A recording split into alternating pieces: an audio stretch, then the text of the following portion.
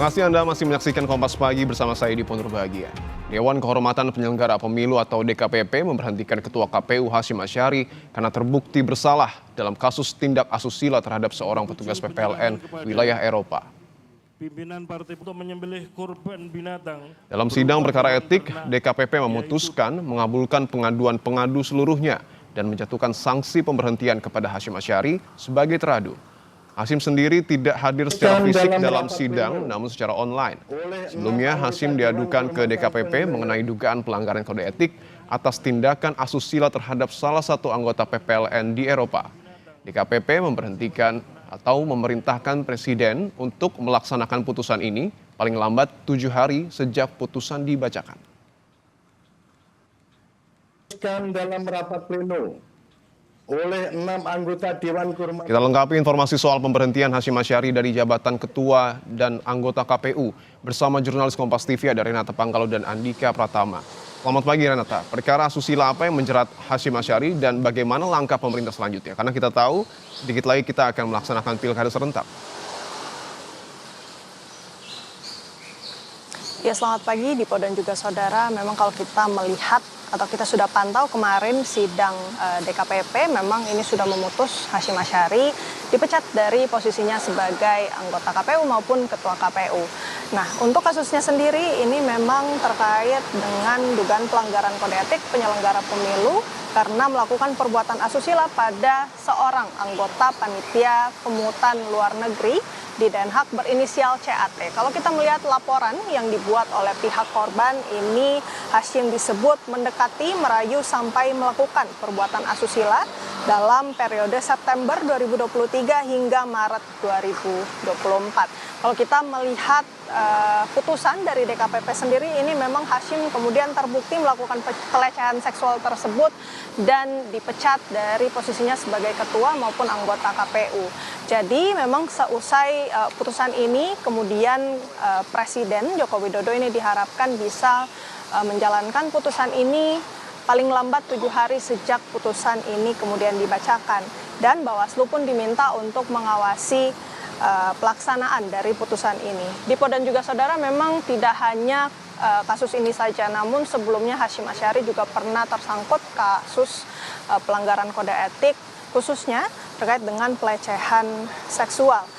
Untuk pengaduan pertama ini datang dari Ketua Partai Republik I, Hasnayani Muin, yang membuat pengaduan pada 22 Desember 2022. Dengan aduan tersebut, DKPP kemudian menjatuhkan sanksi peringatan keras terhadap Hasyim. Lalu kedua, ini merupakan laporan kedua yang kemudian menyebabkan Hasyim dipecat. Ini merupakan laporan yang dibuat oleh Lembaga Bantuan Hukum FHUI yang mewakili seorang anggota panitia pemungutan luar negeri pada 18 April 2024. Kemudian putusan ini dikeluarkan pada hari Rabu kemarin dengan memberhentikan Hasyim Asyari dari jabatannya sebagai ketua KPU dan juga anggota KPU.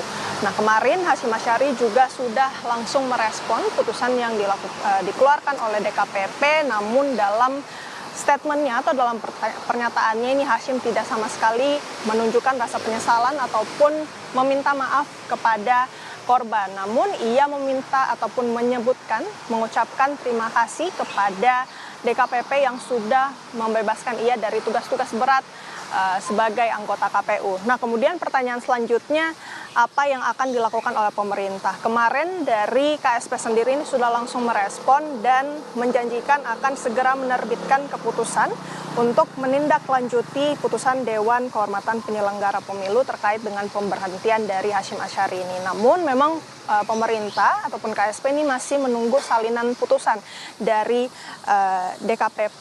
Nah, tentu yang menjadi concern sekarang ataupun yang menjadi perhatian ini apakah pemberhentian dari Hasyim Asyari ini akan berdampak pada jalannya Pilkada 2024. Nah, pemerintah sendiri ini memastikan pilkada yang akan dilaksanakan secara serentak ini akan tetap berlangsung sesuai jadwal karena ada ataupun terdapat mekanisme pemberhentian antar waktu untuk mengisi kekosongan anggota KPU RI. Kalau kita melihat dari aturan, memang ini sudah diatur dalam Pasal 37 ayat 3 huruf A Undang-Undang Nomor 7 2017 tentang Pemilihan Umum.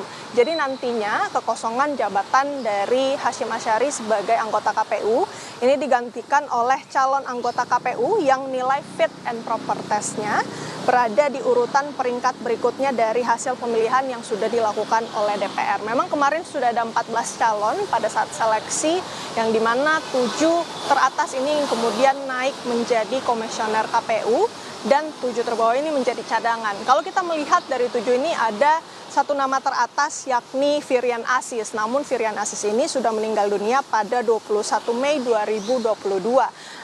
Dan untuk nama selanjutnya ini ada Iva Rosita. Jadi kita masih menunggu nantinya bagaimana kemudian pergantian dari jabatan Hasyim Asyari sebagai anggota KPU. Apakah nantinya Iva Rosita ini kemudian otomatis menggantikan posisi Hasyim Asyari sebagai anggota KPU? Kita masih melihat nanti mekanisme yang akan dilakukan oleh pemerintah dan DPR seperti apa. Dipo.